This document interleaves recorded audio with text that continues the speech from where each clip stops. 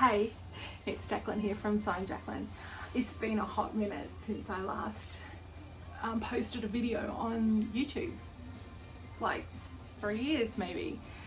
A lot has happened in that 3 years, some personal things, some business things, but one of the best things is in that last 3 years, I opened shop. So I'm actually standing in the back room of my shop where I do all of my creating. It's where I'll make my signs, it's where I do my projects for the shop, but also it's where I'm going to start filming. Now it's not perfect, it's small, but you know what, I keep making excuses of why I can't do videos and I just have to stop. So today I'm going to walk you through what I did with my last project, and I'm calling it my perfectly imperfect painting. So what we did was we started with, just ignore that because that's what I put on there to hang it. So we started with a timber canvas. So they are primarily made for acrylic pouring or resin work, like resin pouring. But if you spin them around, they come with this awesome frame. It's already framed in because they use that frame to nail or glue the board onto. So if you spin it around, you've already got a frame there. So I'm going to show you how I used my air dry clay and my trimmings 3 mold to make the old frame, and how I painted it and distressed it to make it look old. Painted the center black, put on an older transfer. The reason I used this older IOD transfer was because I was working with a new product that I hadn't tried before, and I didn't want to use one of my really good transfers just in case it messed up. So I've used an older IOD transfer for this, and then I've used the Pentart Fine Line Crackle. It's a 2-step process, so it's a 2-component product. You then use a wax paste to rub it into the cracks, and then you finish it off with a solvent-based varnish, and it creates this really beautiful old fine line crackle that looks like this painting was painted years ago, and it's just the varnish has started to crackle. So I love it. So I'm going to show you how I did this. Well, I've realized that I lost the original footage for how I did the air dry clay molds on the frame. So the first thing I did was I actually painted the center all black. The reason for this was because I didn't want to paint the center black after I had finished my frame. So painted that all black, masked it up, put some paper over the top of it. I then used my IOD air dry clay and my trimmings 3 mold, and I used this mold here to create the frame around my painting. So this one's actually smaller than the original one. The original one was a bit wider and a bit bigger. I just embellished it with those molds. Easy peasy with the air dry clay. With the clay, I find that with the IOD stuff I don't need to corn flour it, but if you're finding that your clay is sticking in your mold, definitely corn flour it. After waiting overnight for my air dry clay to dry, I used 2 coats of a gold paint to paint both the inside edge and the outside edge of the frame and all of the castings. You'll see that I have masked the area that I don't wish to get the gold paint on, and I'm working with a fairly fluffy brush.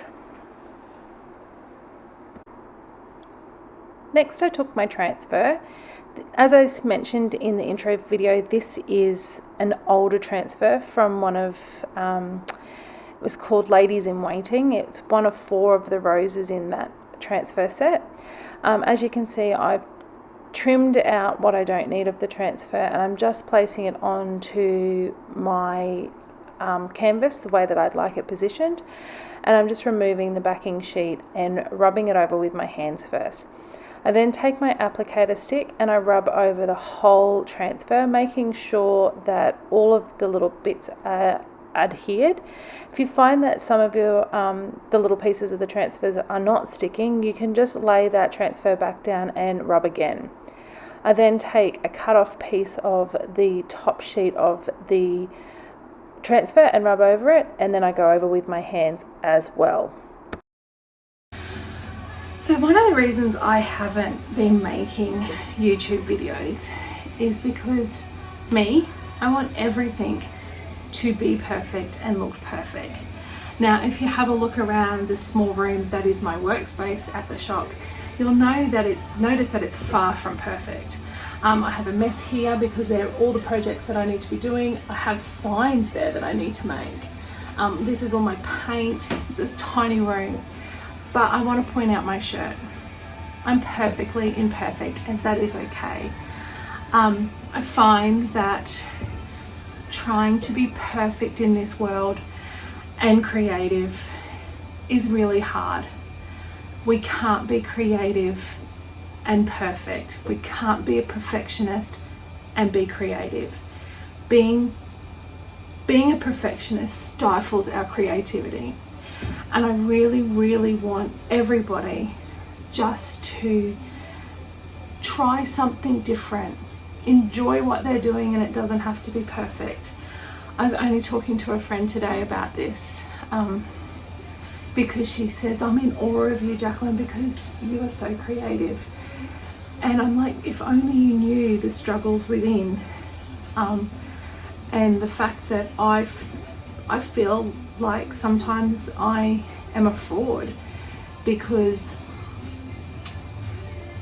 you worry so much about things being perfect, and that is one of the reasons why I started with this one, because it's not perfect, but you know what? There's beauty in this imperfection. There's absolute beauty in all things. And nature's not perfect, and nor are people. So why do we feel we have to be? So that's just my little moment. And I just hope that we can all find 5 minutes in the day to be perfectly imperfect. Now that we have our transfer applied, we need to seal it in with a water-based sealer. I use 2 coats of the Pureco satin sealer. It's very important to seal your transfers in prior to using the Pentart Fine Line Crackle medium. As if you don't, what will happen is that crackle medium will pull up the transfer and ruin the design. Next, I'm going to take the first component of the Fine Line Crackle medium and apply it over the entire surface where I'd like the crackle. You'll notice that it has a milky white colour as it goes on, but it does dry completely clear. It is important with this step to let it dry on its own and not speed up the drying process with a hairdryer. Once it is dry and fully clear, that is when you can put your step 2 crackle medium over the top of it. So now that component 1 is completely dry, we're going to apply component 2 with a clean, dry brush. We're just going to brush this over the entire surface where we've applied component 1. After applying the component 2, I did use my hairdryer to dry this component and force the crackle. You can see it starting to crack there in the video. It's really cool to watch.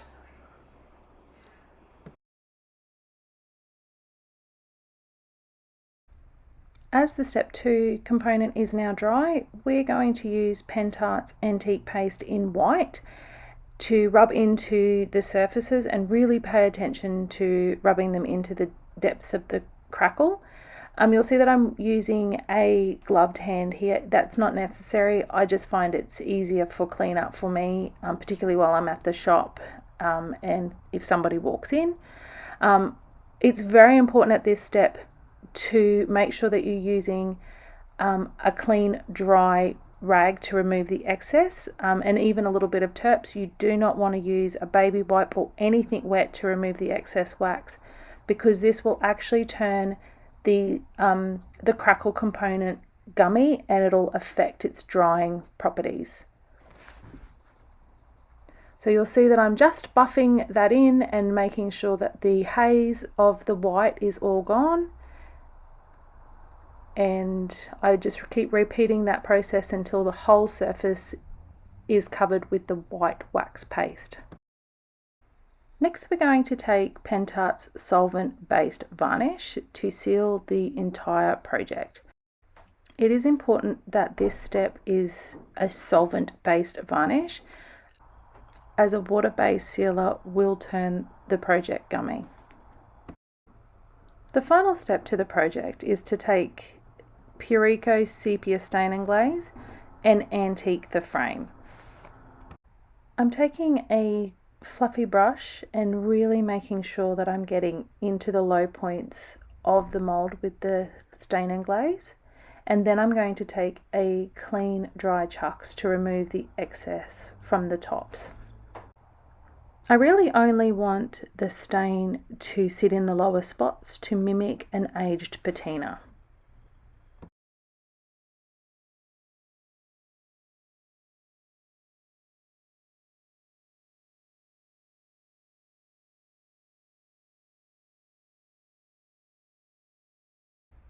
Thanks for hanging out with me today. I hope I've inspired you to try something new. If you have any questions, please pop them in the comment box below. If you want to find any of the paint or products that I used today, please hit up the website www.signjacqueline.com.au.